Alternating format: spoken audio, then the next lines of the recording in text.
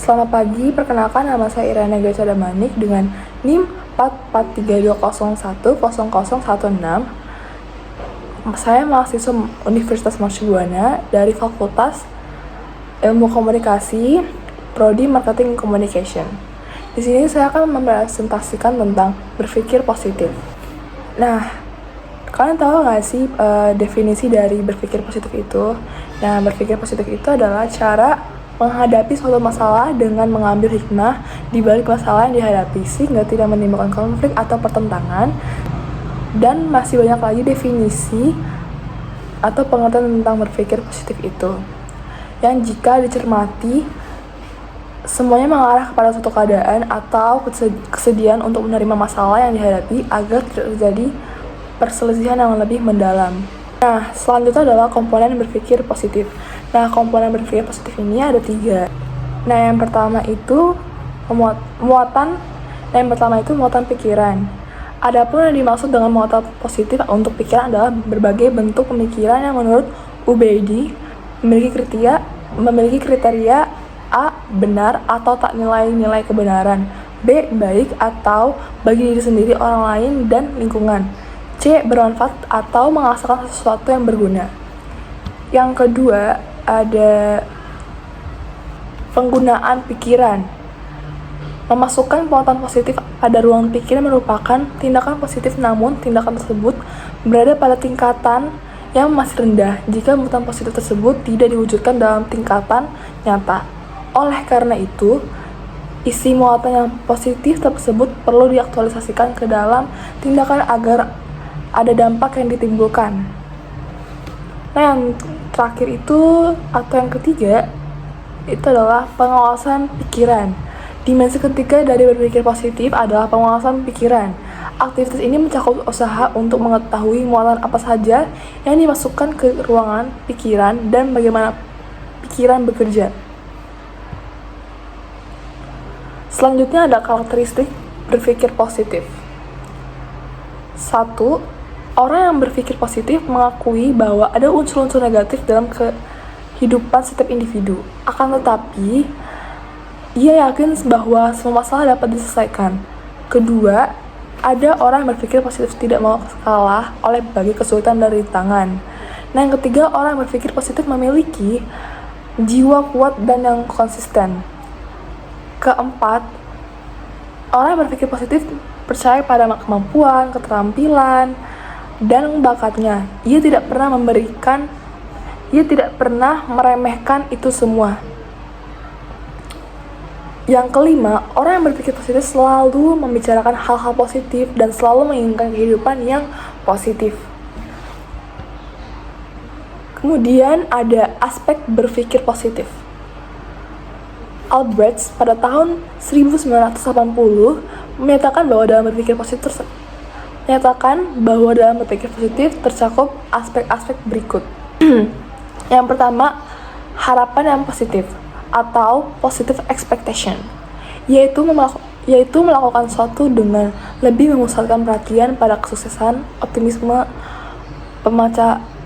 pemecahan masalah, dan menjauhkan diri dari perasaan takut dan kegagalan. Yang kedua, ada afirmasi diri atau self-affirmative, yaitu memusatkan perhatian kepada kekuatan diri, melihat diri secara positif. Dalam hal ini, individu menggantikan kritik pada diri sendiri dengan memfokuskan pada kekuatan diri sendiri. Yang ketiga, itu adalah pernyataan yang tidak menilai atau non-judgment talking, yaitu suatu pernyataan yang lebih menggambarkan keadaan daripada menilai keadaan. Pernyataan ataupun penilaian ini dimasukkan sebagai pengganti pada saat seseorang cenderung memberikan pernyataan atau penilaian negatif. Aspek ini akan sangat berperan dalam menghadapi keadaan yang cenderung negatif. Yang keempat atau yang terakhir adalah penyesuaian diri yang realistik atau realistic adaptation, yaitu mengakui kenyataan dan segera berusaha menyesuaikan diri dari penyesalan, frustasi, dan menyalahkan diri. Nah, selanjutnya adalah manfaat berpikir positif. Nah, ternyata dengan kita berpikir positif, banyak sekali manfaat yang dapat kita rasakan. Salah satunya yaitu agar kita tidak terjebak dalam situasi yang serba buruk yang akan membuat kita terperosok pada situasi yang penuh dengan intrik. Nah, selanjutnya adalah efek berpikir positif. Nah, apa sih efek dari berpikir positif itu? Menurut penelitian Goodhart pada tahun 1985, terhadap 173 mahasiswa menemukan bahwa berpikir positif mempunyai hubungan yang signifikan dengan kondisi psikologis yang positif, tetapi tidak berhubungan dengan adanya afek negatif dan simptom psikologis. Orang yang berpikir positif tinggi menunjukkan tingkat kondisi psikologis yang lebih positif, antara lain dilihat dari afek, harga diri, kepuasan umum, dan kepuasan yang bersifat khusus. Selanjutnya adalah berpikir positif merupakan jalan. Berpikir positif bukan merupakan tujuan, melainkan suatu jalan untuk mencapai tujuan. Menjadikan berpikir positif sebagai tujuan memang membawa manfaat, tetapi manfaat tersebut belumlah seberapa jika dibandingkan dengan manfaat yang didapat jika berpikir positif dijadikan suatu jalan. Selanjutnya adalah langkah-langkah praktis untuk berpikir positif. Yang pertama ada hukum Pygmalion sebagai hukum berpikir positif. Yang kedua adalah membangun kepercayaan diri. Yang ketiga adalah memperbaiki mental. Yang terakhir adalah ubahlah kepercayaan.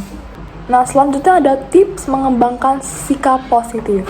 Nah, tips yang pertama, kamu bisa milih bersikap optimis. Yang kedua, ada kamu bisa memilih menerima segalanya apa adanya gitu. Jadi kayak ya apa adanya gitu.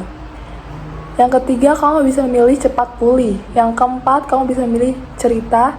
Yang kelima, atau yang terakhir ini kamu bisa memilih bersikap antusias. Nah, di sini saya akan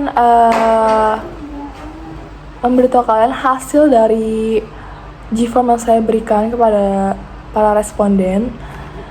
Yang pertama itu ada pikiran positif dengan tindakan sebenarnya tidak bisa dipisahkan karena keterbatasan pemahaman lah yang menyebabkan seolah-olah berpikir positif terpisah dengan tindakan.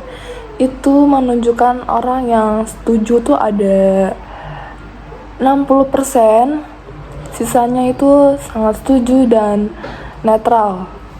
Nah, selanjutnya ada beberapa penelitian menunjukkan bahwa berpikir positif mempunyai pengaruh yang positif terhadap kondisi psikologis, daya tahan terhadap stres, kesehatan fisik, dan merupakan metode yang baik untuk menghadapi stres.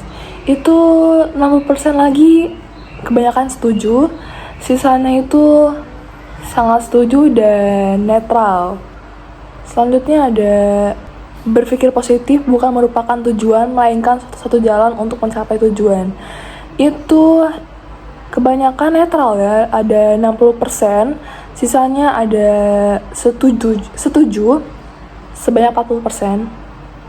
Terus selanjutnya pertanyaan yang keempat itu, orang yang berpikir positif mengakui bahwa ada unsur-unsur negatif dalam kehidupan setiap individu, akan tetapi ia yakin bahwa semua masalah dapat diselesaikan. Nah, itu kebanyakan setuju ya, sebanyak 80%, dan 20% lagi adalah sangat setuju. Nah, pertanyaan terakhir adalah, berpikir positif merupakan satu kesatuan yang terdiri dari 3 komponen, yaitu muatan pikiran, penggunaan pikiran, dan penguasaan pikiran. Itu kebanyakan sangat setuju, sebanyak 60%, dan 40% lagi itu setuju. Oke, kesimpulan dari presentasi kali ini adalah berpikir positif adalah cara menghadapi suatu masalah dengan mengambil hikmah di balik masalah yang dihadapi sehingga tidak menimbulkan konflik atau pertentangan. Efek dari berpikir positif yaitu apabila seorang individu